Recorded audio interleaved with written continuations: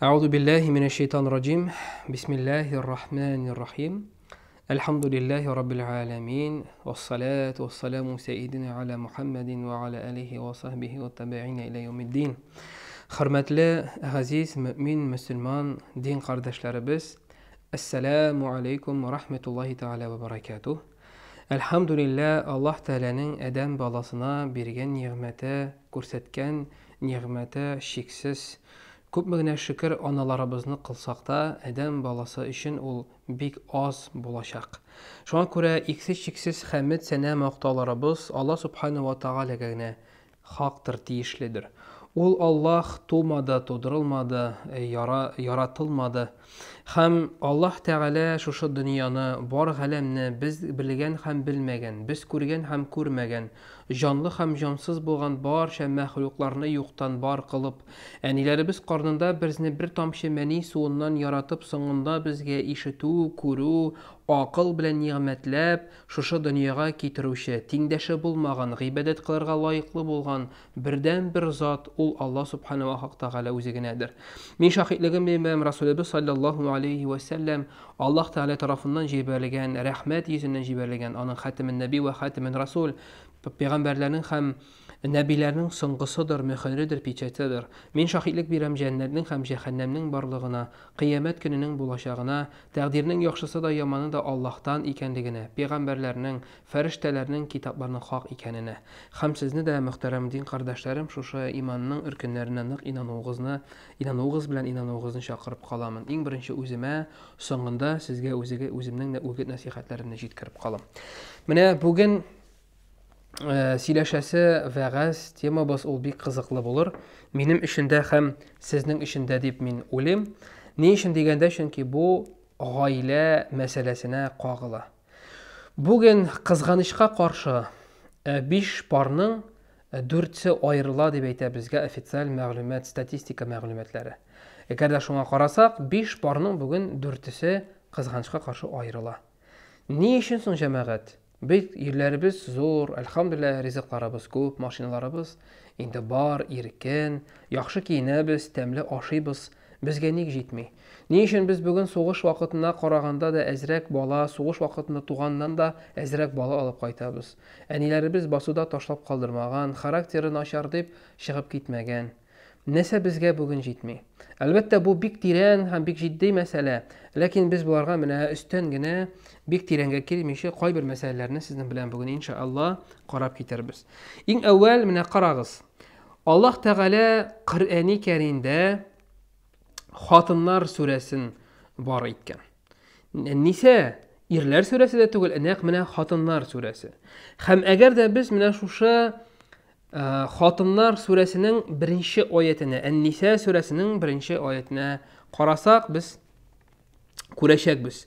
Аллаһ Субханаһу ва Тааля әйтәдер: "Я әйюхан-насу тaqu rabbukumul-ladzi khalaqakum min nafsin wahida wa khalaqa minha zawjaha wa bassa minhuma rijalan kaseeran wa nisaa."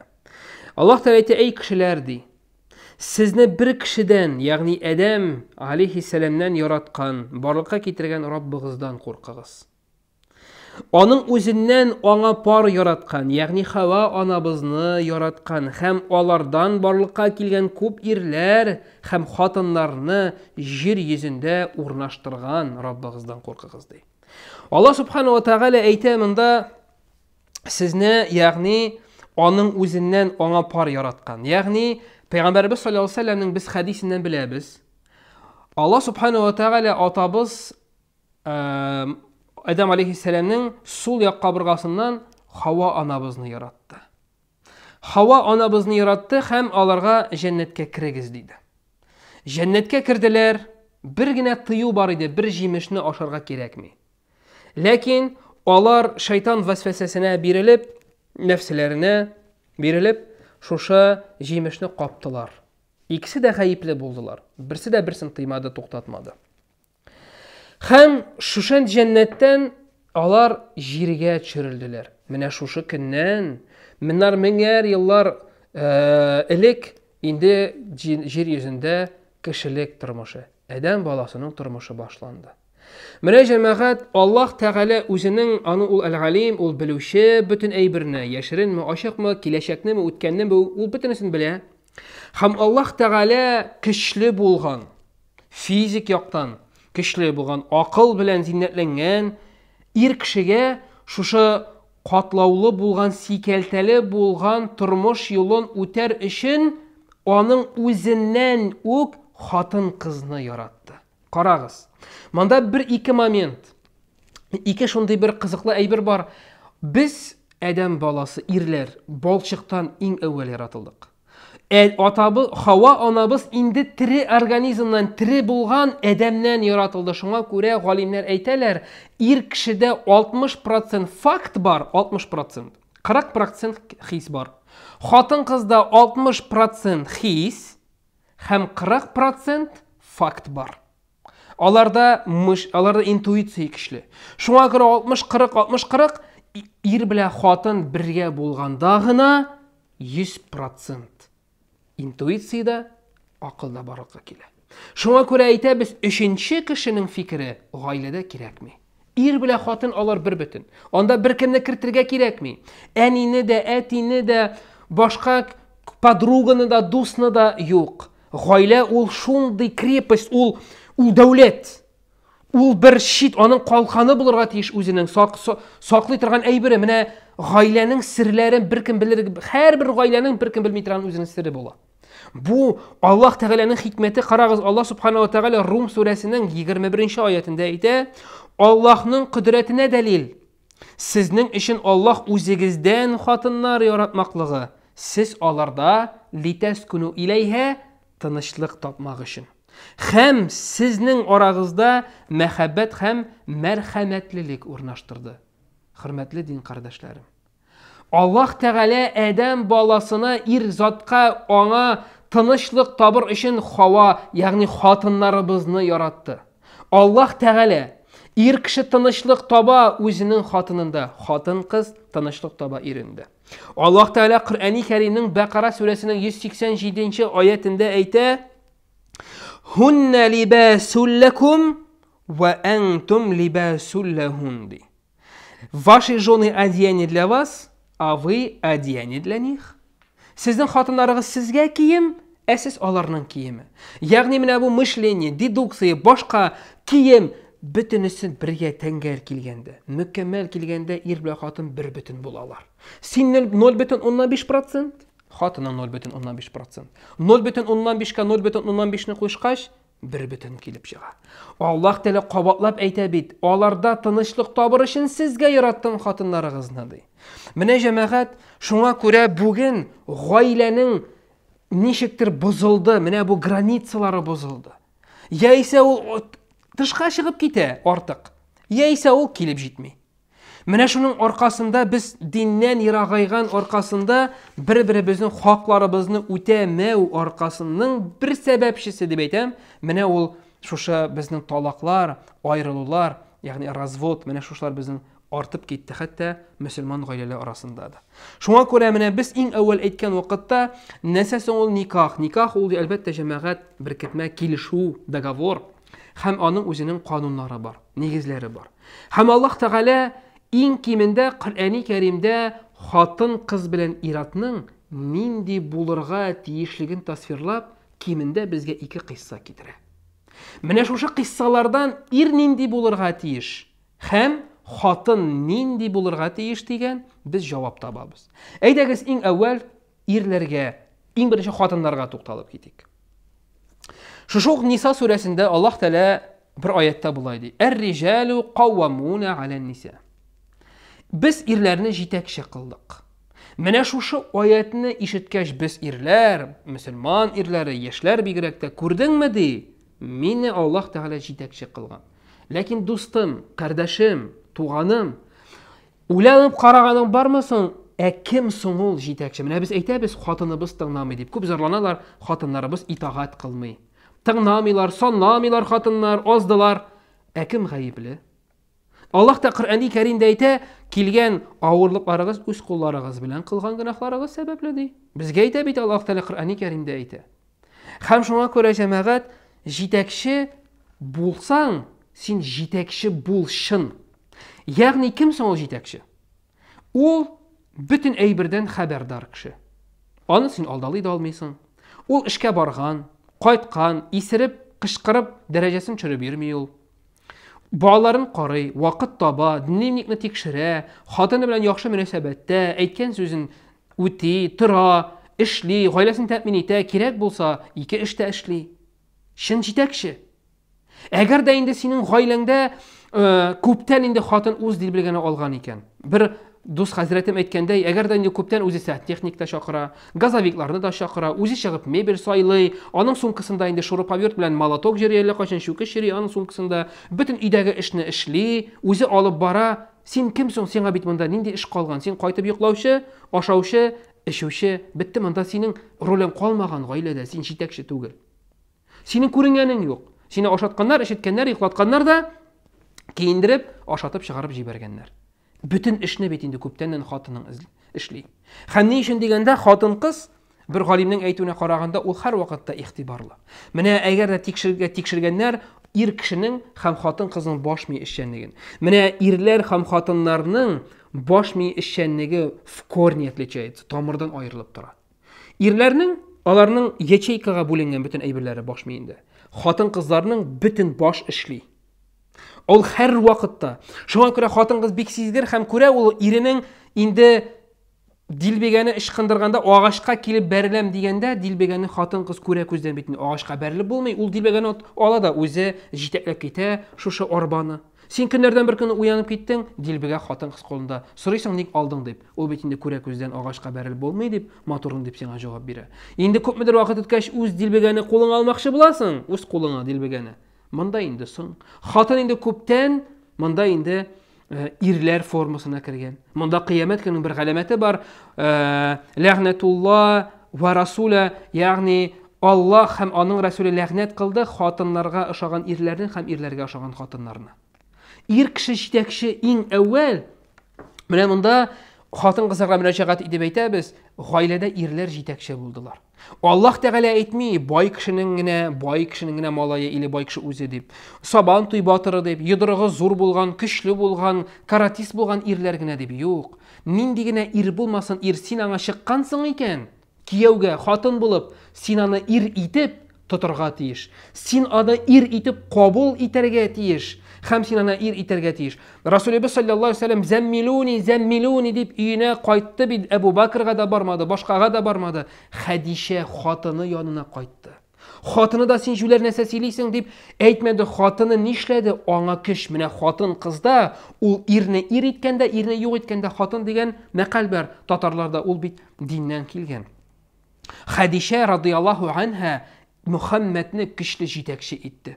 Ул нишәде? Ул аңа ышанышын белдерде. Син садакалар бирәсең, туганнарга араны өзмисең, изгелекләр кыласың. Бу яхшы заттыр, начар зат сиңа килмәс дип, ул аны тынычландыра, аңа көч бирә. Мөхәммәдне көч бирә. Син куркак нишә бетасың одеял астында дип, аны тиргәми, аны сүкми, ачуланмый, аңа көч бирә. Менә без бүген хатыннар кызганычка каршы ирләребезгә ышаныч белдерә. Белмибез, дөрес, ирләрнең дә монда зур гаебе бар. Шуңа күрә җитәкче ирләр һәм хатын-кызның менә иң беренче это ваҗиб, бу ваҗиб. Хатын-кыз иренә буйсынырга тиеш. Беренчесе, ягъни хатын-кыз ул иренең яхшы ярдәмчесе булырга тиеш. Ул аңа итагать итәргә. Икенчесе, хатын-кыз гаиләдә үз урынын белсә иде. Үз урын дигән сүз ул теге знай свое место дип күрсәтү түгел, җәмәгать. Менә Коръәни Кәримдә, гарәп телендә музаккар һәм муаннас бар. Музаккар ир заты, муаннас женский род.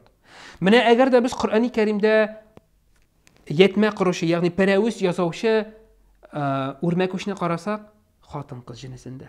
Балкырты, бал җыя торган Нәхл сүрәсендә бал җыя торган балкыртын карасак, Аллаһ Тәгалә хатын-кыз җинесендә ясаган. Үрмәкүчнендә, балкыртында күп бөҗәкләрне Коръәни Кәримдә хатын-кыз заты итеп күрсәтә. Ни өчен? Чөнки хатын-кыз гаиләдә җыючы, туплаучы, аның ничек итеп киенүеннән, өстәлне әзерләвеннән гаиләдәге җылылыкны хатын-кыз тудыра, ирдән булмый ул. Шуңа күрә хатын-кыз тудырган аурадан күп әйбер торып кайтасы киләме анда гаилә әгъзаларының, кайтасылары килмәйме анда? Бик күп әйбер хатын-кыздан тора. Бик күп.